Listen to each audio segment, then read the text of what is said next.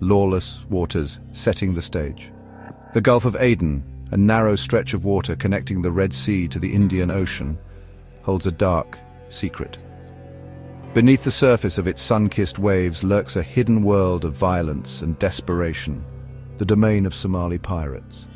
These modern-day buccaneers, armed with rusty AK-47s and rocket-propelled grenades, have terrorized international shipping lanes, holding ships and crews hostage for exorbitant ransoms.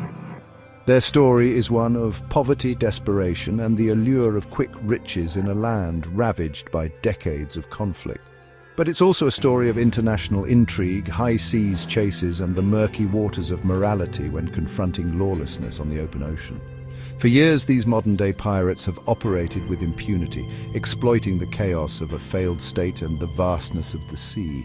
But their reign of terror has not gone unanswered. The world has watched in horror as the situation spiraled, prompting an unprecedented international naval response. Warships patrol the waters, their guns trained on the horizon, while private security contractors stand guard on merchant vessels, their fingers hovering near triggers. Somalia's unforgiving sea, a history steeped in piracy. To understand the Somali pirates, one must delve into the unforgiving landscape that birthed them. Somalia, a nation on the Horn of Africa, boasts a coastline that stretches over 3,000 kilometers, the longest in mainland Africa. Its people share a deep and ancient connection with the sea, a relationship woven into the fabric of their existence. For centuries, Somali fishermen cast their nets into the rich waters of the Indian Ocean, their livelihoods intrinsically tied to the ocean's bounty. But Somalia's story is also one of relentless hardship, a tale of poverty, drought, famine, and seemingly endless civil war. When the central government collapsed in the early 1990s, Somalia plunged into chaos. Warlords and militias carved up the country, law and order disintegrated, and the Somali people were left to fend for themselves. The world looked away, distracted by other crises, and Somalia became a failed state, a breeding ground for lawlessness and desperation. The once vibrant fishing communities, already struggling, were dealt a devastating blow. Foreign fishing fleets, taking advantage of Somalia's lack of a functioning government, began illegally plundering its rich fishing grounds. From fishermen to outlaws, the making of a pirate. Desperation breeds innovation, even if that innovation takes a dangerous turn. Impoverished Somali fishermen, their livelihoods decimated by illegal fishing and their pleas for help ignored, began to fight back. They were outgunned, outmatched, and outmaneuvered by the heavily armed foreign trawlers.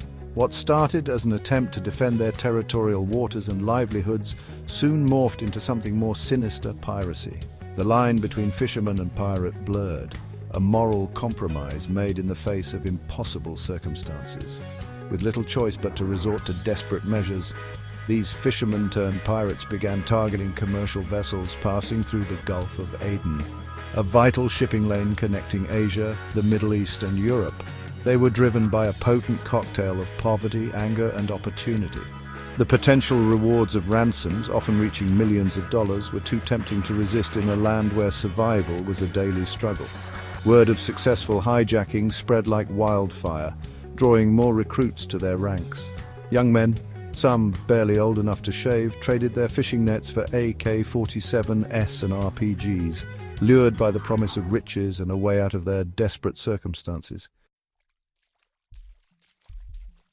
Section 4. The Price of Freedom, a deadly game of cat and mouse. Somali pirates employed audacious tactics, launching attacks from captured fishing vessels. Their targets included slow-moving cargo ships, oil tankers, and cruise liners. Armed with grappling hooks and small arms, they took crews hostage for ransom. The international community was initially slow to react.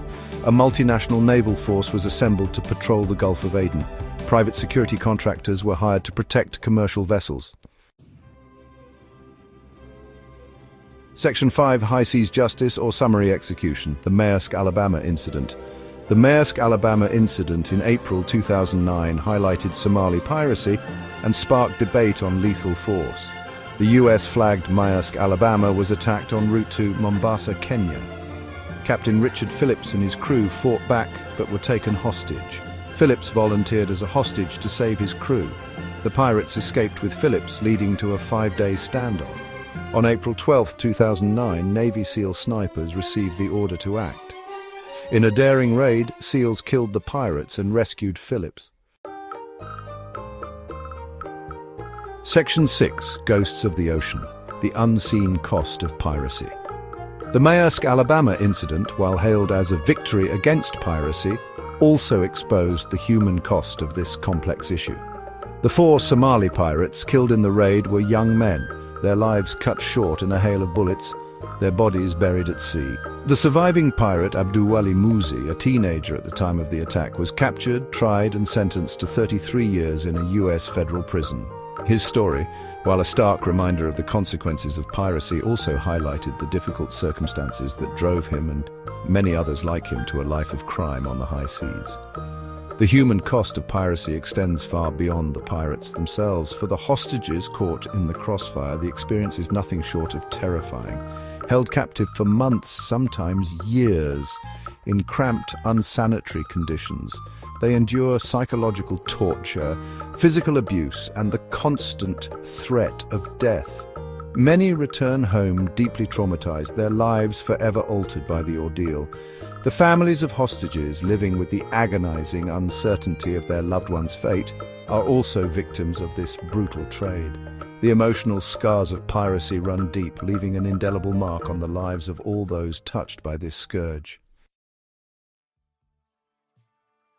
Section 7. Uncertain futures, charting the course ahead.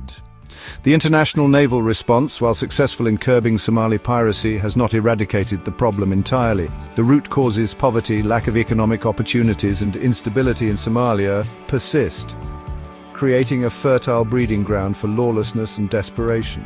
The international community faces the daunting task of finding a sustainable solution to this multifaceted problem. Addressing the underlying socio-economic factors that drive piracy is crucial. This includes supporting economic development in Somalia, promoting responsible fishing practices, and strengthening the capacity of the Somali government to enforce the rule of law. The fight against Somali piracy is not just about deploying warships and armed guards, it's about fostering hope and opportunity in a region ravaged by conflict and poverty. It's about offering young people a viable alternative to a life of crime on the high seas. The story of Somali piracy is a cautionary tale, a stark reminder that the consequences of poverty, desperation, and the allure of quick riches can reverberate far beyond the shores of a troubled nation, reaching across the vast expanse of the ocean to touch the lives of innocent people around the world.